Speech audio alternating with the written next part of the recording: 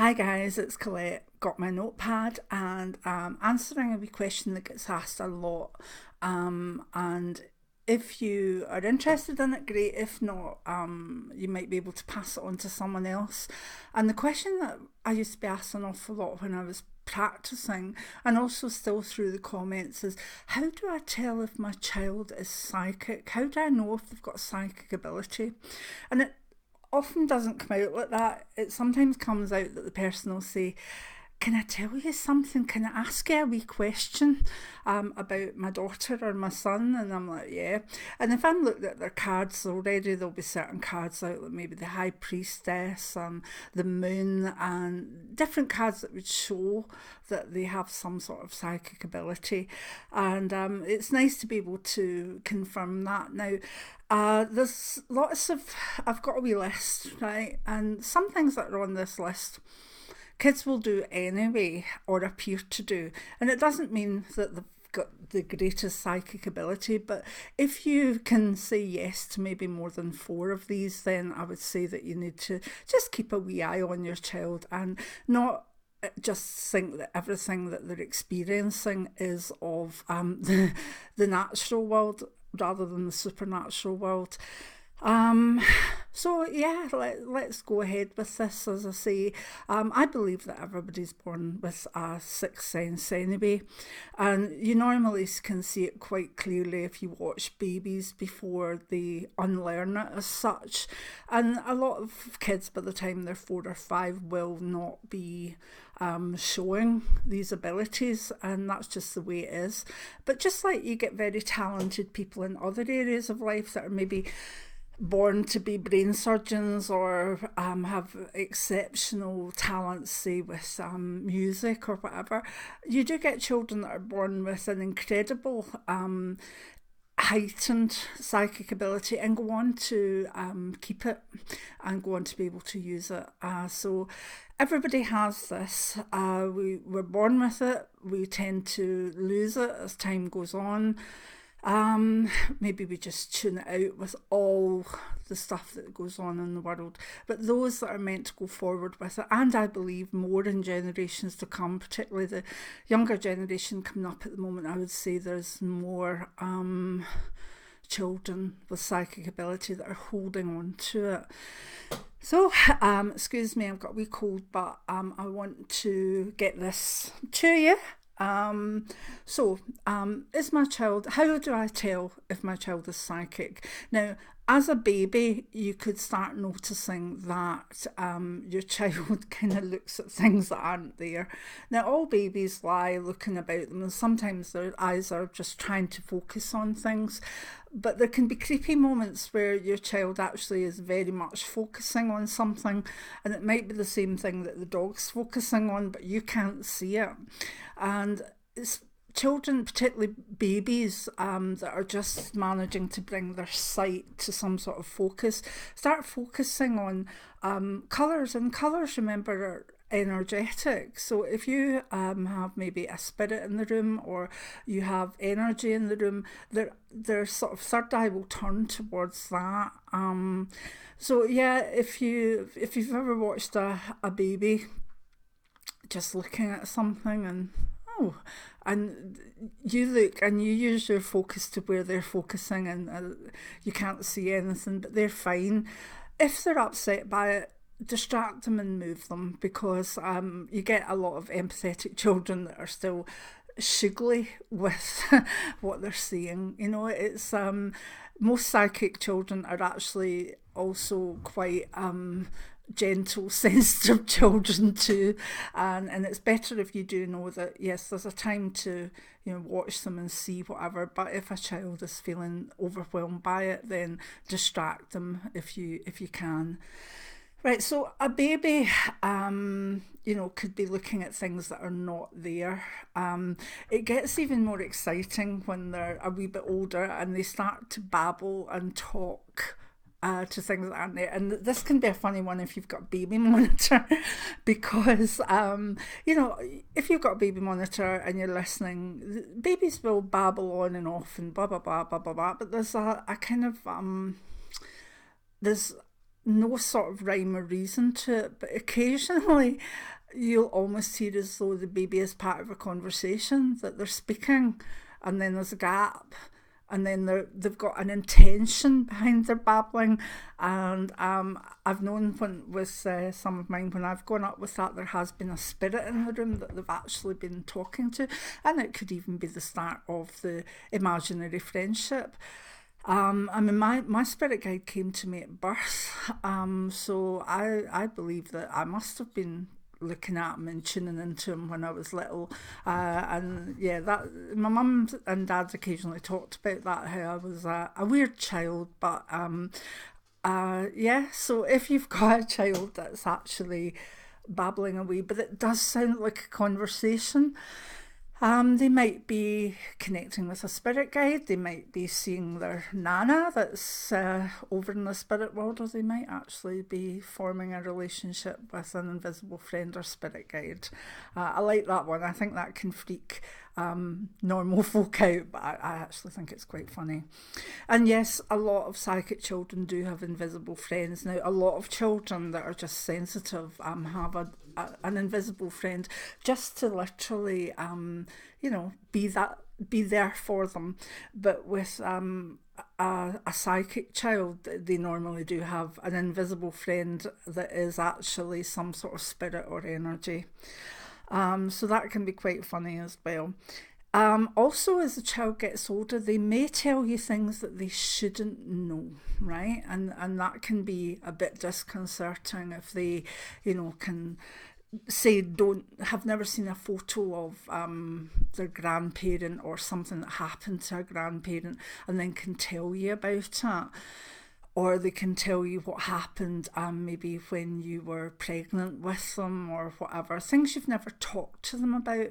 And this can also be not just personal. A child could actually tell you something that they really shouldn't know, that can be about the world or about a person, or even mathematics or something that they're just tuning into in some way for that moment. So I have an interesting one with this. My younger child, at one point when she was about 7, told the headmistress of a school that her class teacher had a baby in her tummy, and was very happy about it. And the young teacher was only about 6 weeks pregnant and hadn't told anyone yet. So that sort of thing, when a child is saying something, and of course they've no inhibitions, they just say it, and it turns out to be true, then that can be quite funny. And don't tell a child off for that. That's wrong. You may want to say to them, why don't you keep things like that for between us? Like, come tell mummy or daddy first, or tell your big sister. But don't tell them off for it, because that again is giving a signal that basically the psychic stuff and the stuff that they're seeing is in some way wrong, and you don't want to do that. The also thing you can find, particularly as a child, is coming up through like 6, 7, 8, 9, 10. They can be very sensitive to crowds, and the energy is just too much for them. They can literally it's not so much the noise of the crowds or whatever, it's just that they this open kind of like little beacon, and there's all these energies crowding in on them. So again, a lot of sensitive children are just like that, but a truly psychic child that senses energy, that is an empath in the making, can actually be very, very freaked out by crowds, like say in a stadium or something like that, or even just a busy shopping centre. So watch out for that. They also can tend to pick up negative energy from a person. So sometimes a child can be the best person to go on if they, maybe like no, just hold back from a person. It may well be that they're picking up the person's energies. It may not be. It may just be they're having some sort of tummy ache or a bad day. But children tend to be very good judges of character, just like animals can be, and it's worthwhile just keeping an eye on them, particularly if they continually don't like one person. If they just don't want to sit in that person's knee, or they just don't want to, be around that person. It's worthwhile having a wee think about it. Right. Now, also, they can predict, and the predictions can come out as a mad thing. They'll say things that, are maybe going to happen, or that they don't want to do something because something's going to happen, and then it will happen. I have a story in my memoirs about this, quite intense, one of the first major premonitions I got about a family member being hurt. And I didn't know what was going to happen to them, but I knew it would happen to them if we got on a certain train. And then I was put in a situation where we did get on that train, and I was told just to calm down and get real, just go a wee sleep or whatever. And the whole journey, I was like ill, absolutely ill. I was 10 at the time, I think 10 or 11. And the accident did go on to happen just as we were getting off the train to a family member. So if your child, is very, very upset about something, and they're really, really upset, it's not like they're saying, I don't want to go there because I just can't be bothered. It's like, no. And they have an absolute fear. You could find in retrospect that then something does go on to happen. And that sometimes is the thing that really alerts a family to the fact that they do have a psychic child, that a psychic child said this will happen if we do that, and the family say no, blah blah blah, and then it does. That's when you can see families go, oh, what have we got here? So I've been in that position myself, and it wasn't really nice, because even I remember after the accident looking at my dad, and part of me was like really, really worried that the accident had happened. It was to my mum. And part of me was like, why did you not believe me? I knew this, I told you so. And I remember being quite really angry at him, age maybe 9 or 10, for not believing me. So there we are. So remember that psychic children can be very intense about things, and the things that they tend to be intense about tend to be something that they're feeling or seeing so strongly. So please watch out for that one. Right, so let's see. And in saying that, they can also predict deaths, or, as I say, accidents. And a child might just, give someone an extra cuddle and look in their eyes, and there's almost that understanding there. But it can be quite scary when a child maybe does something and then repeats it, and that's their signal for knowing someone's going to die. There can be children out there that maybe cuddle a certain toy, or go and sit at window looking out, and then someone maybe passes, and then a year later they adopt the exact same behaviour, and then someone else dies. And that can be a freaky one, particularly for the child. So again, try and imagine this from the child's point of view. They don't understand what's happening. They just know that they're open to some sort of trauma and worry. So just always cuddle and love, and don't be scared of a psychic child. My mum and dad were scared of me, quite scared. Not so much my mum, she seemed to understand it more, but my dad really at times was like, oh, what we got here? With my girls, and also like nieces, etc., I'm just there for being open, and neither kind of laughing at them or saying no, but neither making it a big thing. Treat it as though, yeah, that's okay, I'm listening, I understand. It's better not to make a big thing of it. Try and treat it maybe as a wee bit normal, but something that's maybe they come to you about first. They also tend to be very, very empathetic, and they will come and they'll know if you're sad, or they'll know if a person's sad. Sometimes they can tell you if a person's ill, or sick before you would know, or before the person chooses to tell you, and that can be quite a burden for a child too, so watch out for that one. And yes, here we have the one that I still think I do, and I'm not a child, but children can have very, very deep dreams. They can have night terrors, they can have nightmares, they can sleepwalk, they can sleep talk. Any child that is accessing their deep psychic senses can be very, very restless in sleep. They can be other places, they can be astral projecting at that time. And it can be very, very difficult for them when they are wakened from a terror. So sometimes with a terror, the best thing you can do is actually make your presence be felt beside them. Either stand right in front of them or sit beside them, and just make yourself kind of expansive. You know, if there's a child having a night terror, you want to run in and go, oh, waking up, you're okay. That's not the way to do it. Actually kind of sort of almost jerking them out of that experience can be very traumatizing itself. It's like particularly if they're projecting astrally, their bodies are coming back like that. What I would say in that situation is please sit down beside them, make your energy almost bigger and compassionate and joyful, and if you want to, maybe gently, just very gently touch them. Sometimes touching their wee tummies, sometimes putting a hand on a shoulder, but it's got to be very, very gentle, that just wherever they are slightly registers and starts bringing them out of it. So please be aware if you have a child with a lot of night terrors and bad dreams, etc. Don't shake them awake, don't shout them awake.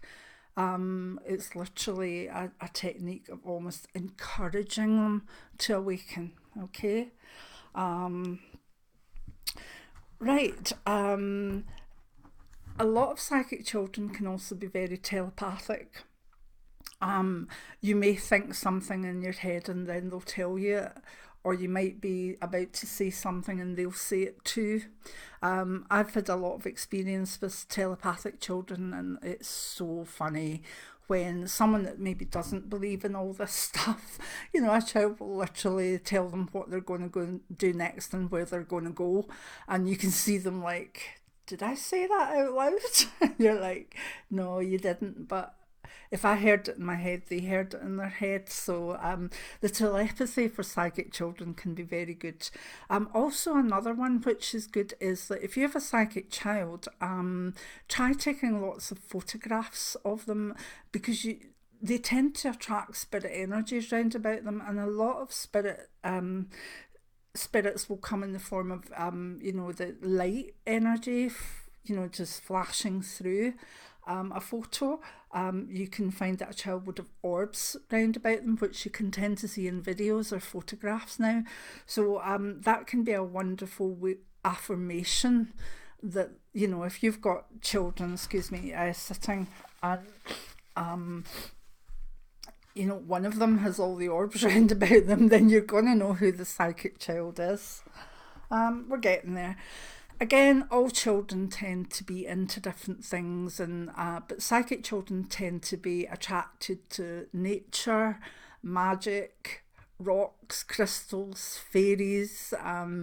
It's not just as simple as everybody liking Harry Potter. Yes, they probably will love Harry Potter, but they'll show from an early age that they prefer to be in nature, and they also...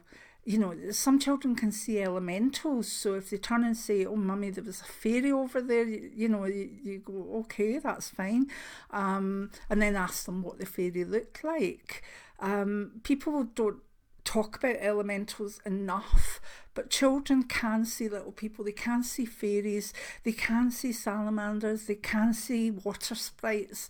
They may not know what they are, and they may not know what to call them, but try and be understanding that, if a child can see a spirit, if a child can see energy, they're probably going to be able to see the energy or a full elemental. So be aware of that.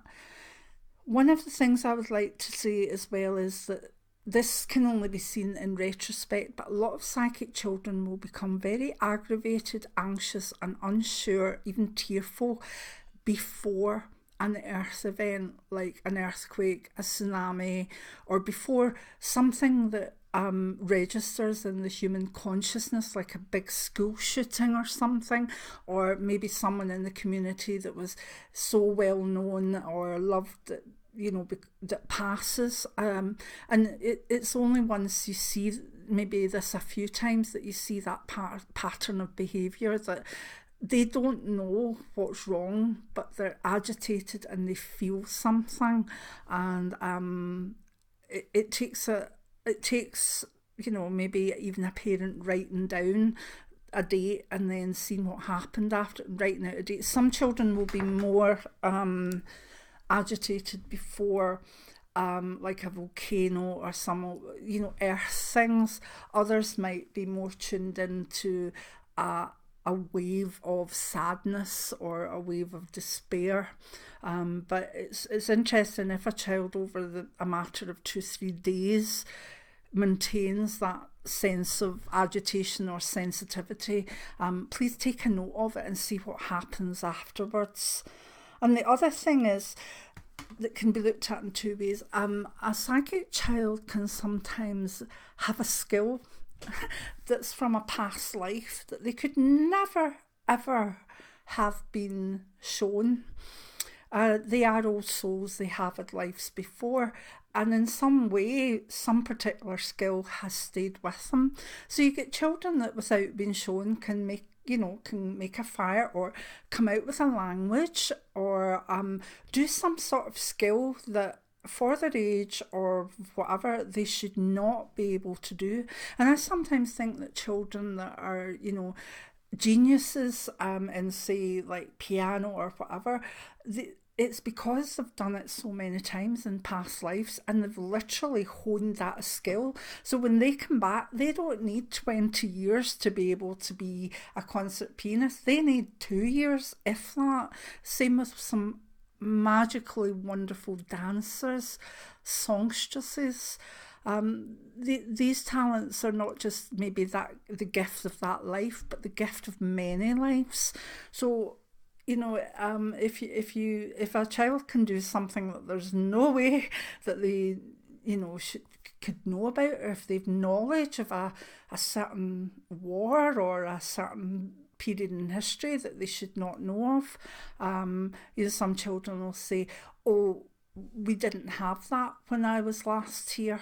Or, you know, so they can have skills, but they can also have memories of past life. The other thing is they can be triggered in this life by things that happened in past lives, and you have to watch out for that one as well.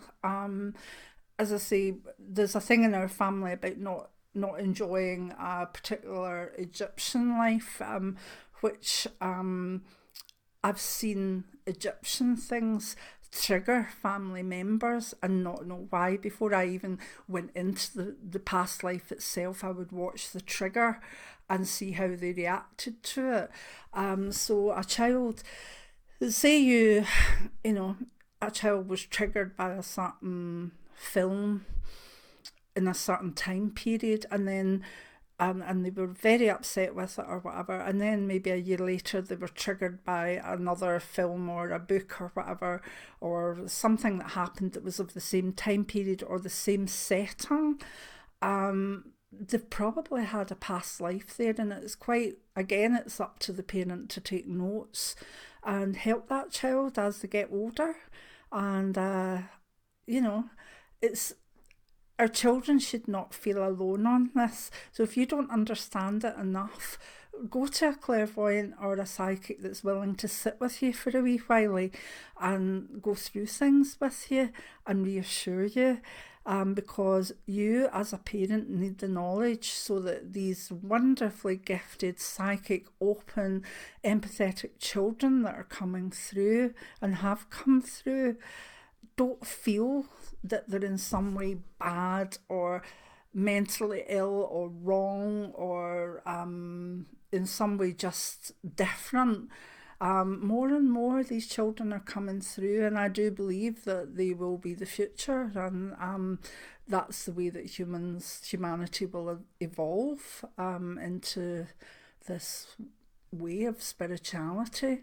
So if you've got questions, kind of ask them, and read books, watch videos. There's some good books out there on children and psychic ability. I started writing one many years ago, and then and I think one came on by Cassandra Eason, which when I looked at it, just covered everything that I was going to do, and is better than I would have been back then. And so I didn't ever put mine out there, but there's some really good books out there. I know the Cassandra Eason one has been out quite a long time, so I'm not sure if it's still in print, but she's a really good author and does tend to say things in a straightforward way, so you can keep a wee eye out for that. And if you have any comments that you want to leave, please do so. If you have any questions that you want to ask, please do so. I might not be able to answer myself, depending on what's going on, but we're a wee community here, and we all tend to, join in and help one another. So, but if this video has helped you, and it's maybe giving you food for thought about a child or a grandchild, I'll be happy, and give me a wee thumbs up. And if you like this type of just very kind of conversational explanation video, then let me know. And just remember, if you are the mother, father or grandparents of a psychic child, it's your duty to be a very good custodian for that child. So learn as much as you can, okay? Many blessings now. Bye.